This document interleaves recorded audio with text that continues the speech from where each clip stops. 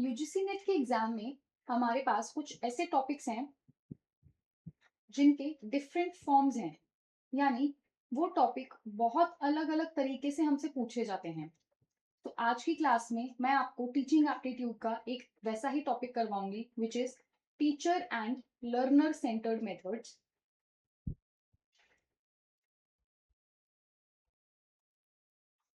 आपको समझ आएगा कि इस टॉपिक से कैसे घुमा फिरा के एनटीए आपसे क्वेश्चंस पूछता है हर शिफ्ट में, हर एग्जाम में। So hello everyone, welcome back to my channel. देखिए, सबसे पहले एक ब्रीफ इंट्रोडक्शन ले लेते हैं कि what is teacher centred method. So जो टीचर सेंटर्ड मेथड होता है उसमें जो टीचर है वो क्या है, इंचार्ज है। The teacher is the incharge of knowledge and students receive knowledge passively, यानी वो सिर्फ सुनते हैं और जो टीचर है वो नॉलेज इम्पार्ट करता है। The role of teacher is information provider. तो टीचर का रोल क्या है कि वो सिर्फ और सिर्फ इंफॉर्मेशन प्रोवाइड करेंगे। यहाँ पे यूजुअली लो टेक्नोलॉजी का यूज होता है। लो टेक्नोलॉजी का यूज मतलब ज्यादातर यहाँ पर हम टेक्स्ट बुक्स या फिर वर्क बुक्स के ऊपर रिलाई करते हैं इंस्टेड ऑफ टेक्नोलॉजी। जो यहाँ पे क्लासरूम में डिसिप्लिन होता है, discipline is imposed by teacher. जैसे हम छोटे होते थे तो जैसे हमारे साथ हुआ करता था, that is a teacher centred learning method. अब इसमें एग्जाम्पल्स आ सकते हैं, जैसे हमारे लेक्चर्स होते हैं, हमारे डेमोन्स्ट्रेशंस होते हैं, हमारे क्वेश्चन एंड आंसर सेशंस होते हैं कि टीचर बहुत सारे क्वेश्चंस पोस्ट करता रहता है बच्चों को ताकि वो क्रिटिकल थिंकिंग यूज करके अपने जो आंसर्स हैं वो फटाफट दे सकें। यहाँ पे हमारे पास ट्यूटोरियल्स आते हैं, यहाँ पे हमारे पास टीम टीचिंग आती है। So all these methods are teacher centred methods. अब अगर मैं बात करती हूँ लर्नर सेंटर्ड मेथड की, तो लर्नर सेंटर्ड मेथड क्या हो गया, जहां पे जो स्टूडेंट्स हैं, students they engage actively in the process of learning or in the learning process। यानी स्टूडेंट्स यहाँ पे एक्टिव रोल प्ले कर रहे हैं, they are engage in actively कि वो क्या सीख रहे हैं, कैसे सीख रहे हैं। जो टीचर है, टीचर इज द फैसिलिटेटर, या फिर टीचर सिर्फ एक गाइड का रोल प्ले करेगा। अब बच्चे क्या करेंगे, they will participate in critical thinking, they will participate in decision making, या फिर कोई प्रॉब्लम सॉल्व करनी है, प्रॉब्लम सॉल्विंग। तो इन सब चीजों में जो लर्नर है वो एक्टिवली पार्टिसिपेट करेगा। यहाँ पे कोलैबोरेटिव लर्निंग के ऊपर फोकस किया जाता है। ऑल दीज पॉइंट्स, ये मैंने आपके प्रीवियस ईयर क्वेश्चन से पॉइंट्स उठाए हैं। सो आपने साथ साथ ये लिखते रहने हैं, ऐसे ही शॉर्ट शॉर्ट नोट्स बनाने हैं। सो कोलैबोरेटिव लर्निंग इज एम्फसाइज्ड कि आपने अपने पीयर्स के साथ मिलके, अपने फ्रेंड्स के साथ मिलके ग्रुप्स बना के कोलैबोरेटिवली लर्न करना है। अब जो यहाँ पे डिसिप्लिन होता है, डिसिप्लिन इज डेवलप्ड म्यूचुअली, यानी वहां पे टीचर सेंटर्ड में जो टीचर था वो डिसिप्लिन इंपोज कर रहा था बच्चों पे, लेकिन यहाँ पे म्यूचुअली डेवलप हो रहा है क्योंकि बच्चों को भी पता है कि डिसिप्लिन कितना ज्यादा जरूरी है। अब यहाँ पे हमारे एग्जाम्पल्स क्या आ गए, जैसे डिस्कशन मेथड, हमारा रोल प्ले मेथड, कोई डिबेट हो रही है बच्चों के साथ, ब्रेनस्टॉर्मिंग सेशंस, इंक्वायरी बेस्ड या फिर प्रॉब्लम बेस्ड, कोई हमने सिचुएशन क्रिएट कर दी है तो बच्चों आपको मजबूर कर दिया कि आप ऐसी सिचुएशन में कैसे काम करेंगे, कैसे सॉल्व करेंगे। ठीक है, उसके बाद हमारे पास कोई केस स्टडी आ गई, cooperative learning. So all these are the methods of learner centered method. So teacher centered में जो टीचर होगा वो एक्टिव होगा और जो स्टूडेंट्स होंगे वो पैसिव होंगे। पर अगर हम बात करते हैं लर्नर सेंटर्ड की, तो लर्नर सेंटर्ड में जो टीचर है वो फैसिलिटेटर है, पैसिव नहीं है, वो फैसिलिटेटर है या गाइड है, और जो स्टूडेंट है वो एक्टिव इन नेचर होगा। सो this is the basic difference between student and teacher centred. अब क्वेश्चंस देखिए, अब देखिए ये डायरेक्ट क्वेश्चंस है। Which of the following methods of teaching learning is a teacher centric? इनमें से कौन से मेथड हमारे टीचर सेंट्रिक है, जहां पे जो टीचर है वो एक्टिव रोल प्ले करेगा? It is chalk and talk method. बाकी case study, activity based and field work, all these are student centric.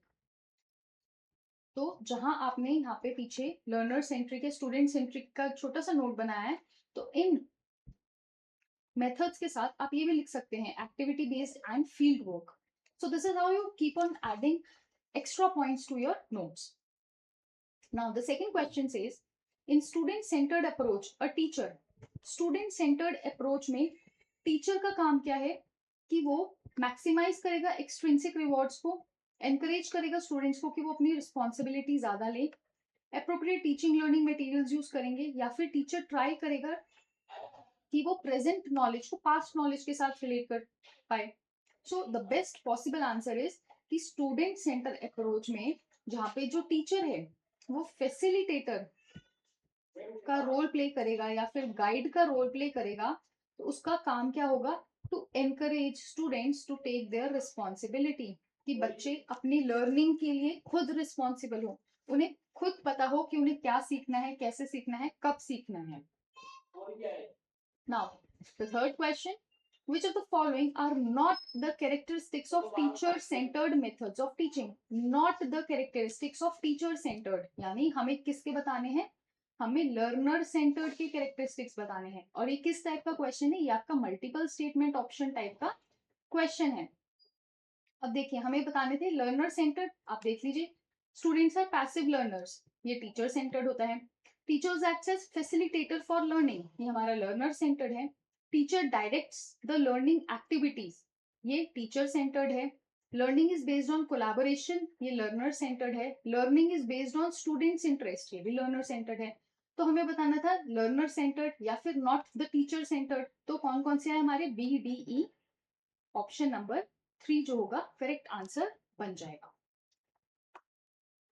अब देखिए मैच द फॉलोइंग में पूछ लिया गया है, और ये सारे के सारे जो क्वेश्चंस है आपके प्रीवियस ईयर क्वेश्चंस है।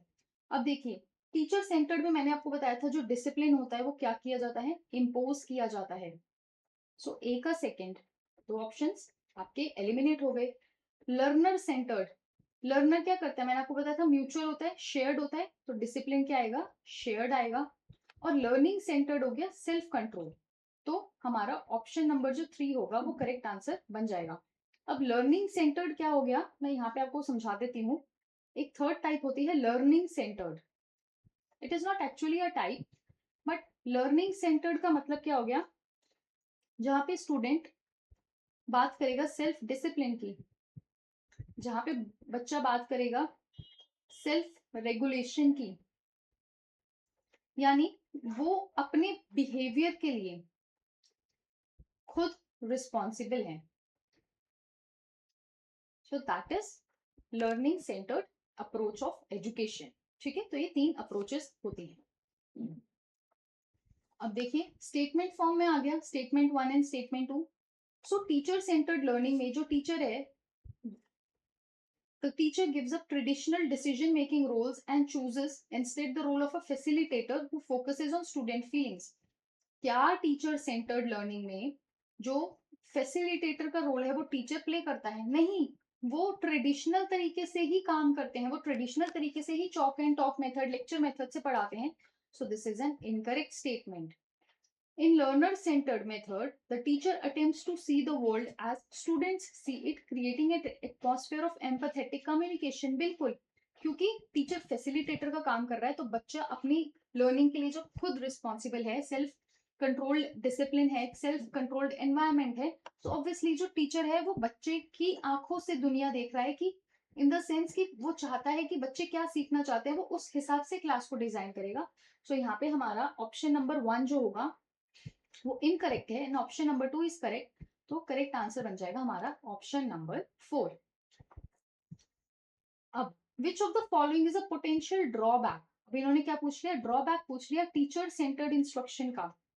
It can be more engaging and interactive, तो पॉजिटिव स्टेटमेंट है. ड्रॉबैक कैसे हो सकता है, ड्रॉबैक मीन्स नेगेटिव स्टेटमेंट. अच्छा, it can limit opportunities for students creativity and critical thinking. हाँ, ये एक नेगेटिव स्टेटमेंट है. बाकी भी देखते हैं. It promotes students' independence and self-direction. It is a positive statement. It is more efficient and saves time. Positive. तो हमारा आंसर क्या आ जाएगा, ऑप्शन नंबर 2, कि वो लिमिट कर सकता है बच्चे की क्रिएटिविटी को, सोचने की क्षमता को. So this is a potential drawback of teacher centred, क्योंकि बच्चा सिर्फ और सिर्फ रिसीव कर रहा है knowledge. Next question again statement 1 statement 2 form में. So problem based learning is a learner centred approach. मैंने भी आपको बताया था प्रॉब्लम बेस्ड इंक्वायरी बेस्ड, ठीक है, लर्नर सेंटर्ड अप्रोच है correct statement. In guided discovery learning students are encouraged to construct their understanding without the assistance of teacher guided questions and directions. It is an incorrect statement. हाँ, जो guided discovery learning है वहां पे students को encourage किया जाता है कि अपनी अंडरस्टैंडिंग कंस्ट्रक्ट करें, but is it without the assistance of a teacher, no. यहाँ पे टीचर का असिस्टेंस होता है. तभी तो मैंने बोला कि टीचर आपको as a facilitator, as a guide आपके साथ रहता है, वो आपको मार्गदर्शन करता है. काम आपने खुद करना है, पढ़ाई आपने खुद करनी है, याद आपने खुद करना है, बट टीचर सिर्फ और सिर्फ आपको एक असिस्टेंस प्रोवाइड करेगा, एक गाइड की तरह आपको एक मार्ग या एक पाथवे दिखाएगा. तो यहाँ पे हमारा ऑप्शन 1 करेक्ट है और ऑप्शन 2 इनकरेक्ट है. तो ऑप्शन नंबर जो 3 होगा वो करेक्ट आंसर बन जाएगा. Next question, from the following list of methods. अब लिस्ट ऑफ मेथड्स दिए हैं, हमें बताना है कि लर्नर सेंटर्ड कौन से हैं. ठीक है, प्रोजेक्ट वर्क लर्नर सेंटर्ड है, chalk and talk teacher centred है, lecturing with audio visual lecturing is a teacher centred method, computer aided instructions learner centred है, simulation and role playing learner centred है. तो A D E option number जो B होगा correct answer बन जाएगा. तो आज की क्लास में इतना ही था.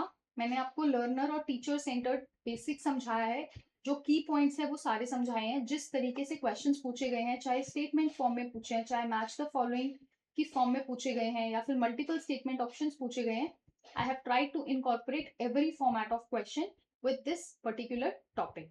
That is all for today's class. I hope आपको वीडियो पसंद आई होगी. आपको अगर ये सीरीज अच्छी लग रही है, आई एम ट्राइंग कि मैं आपका जो इंटरेस्ट है वो डेवलप कर सकूं पेपर 1 में, तो प्लीज चैनल को सब्सक्राइब कीजिए and keep supporting and do share this video with your friends as well. Thank you. Bye bye and take care.